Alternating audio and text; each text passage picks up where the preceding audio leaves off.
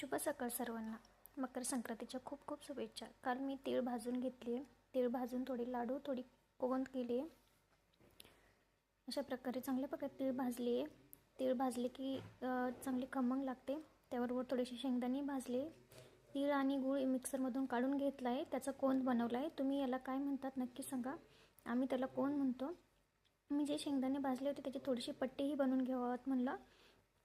अशा प्रकारे ताटाला तूप लावून घेतलं. कढईतही तूप टाकलं.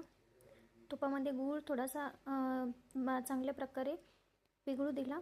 त्यानंतर त्यामध्ये आपण जे शेंगदाणे भाजून थोडेसे अर्धे कुटून काढले होते ते मिक्स करून घेतले आणि ते पूर्णपणे ताटामध्ये टाकून घेतले.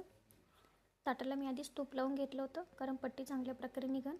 अशा प्रकारे त्याला तुपाचा हात थोडासा लावून त्याला चांगल्या प्रकारे थापून घेतलं आहे.